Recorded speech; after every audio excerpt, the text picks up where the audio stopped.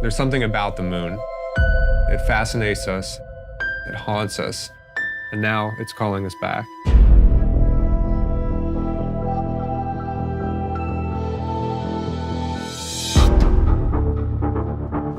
And going back to the moon started as a bit of a passion project. We want to see, can we take this destination and really stand it up alongside all the rest of the destinations we've made in Destiny 2?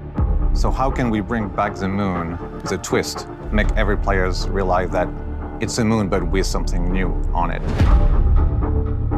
Shadowkeep, the moon is entirely changed. It's completely remastered. There have been a bunch of different changes, both large and small, for players to kind of experience on their own and find.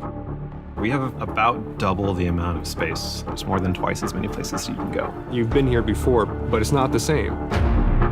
Main thing that drove us was the idea of what if there was a hive castle right on the surface. We were trying to go for something that felt really imposing and really threatening. It's very spiky and red, which just kind of makes it feel more aggressive. This is the Fallen Ketch from Destiny 1, and it's actually kind of resting on the surface of the moon, and the Fallen are basically making a new base using pieces of the Ketch. They're basically just trying to survive.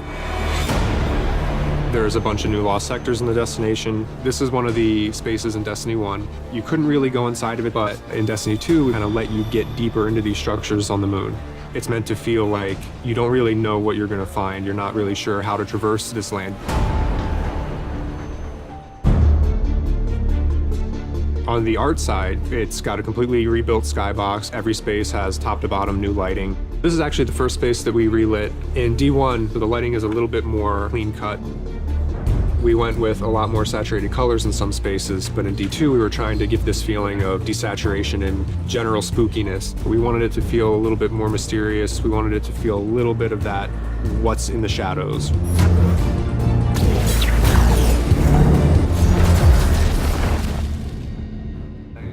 We're definitely respecting a lot of the secrets that started in D1, and we're exposing those and digging into them a lot more. We open up the game with a cinematic, taking us back into the moon with a character that knows the moon better than anybody else. Eris is, in a way, the catalyst. She's the one that woke up the beast. Imagine that we're gonna have like a layer of that, dust and a little bit more of that rockiness on there, so when she does reach out to it, it'll wake up. Reacts to it when she touches it. Exactly. We actually just caught that moment for the first time with a lighting test. Eris discovered something under the surface of the moon, a hidden darkness.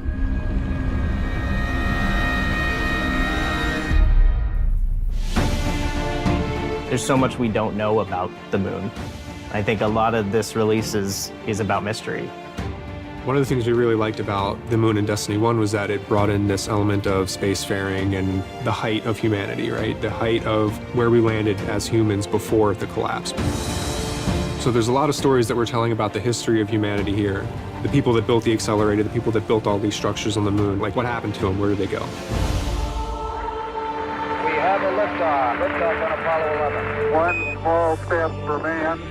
Landing on the moon in real life was a gargantuan achievement for humankind. We're coming up on the anniversary of that accomplishment. We want to pay respect and kind of like homage to that moment in human history.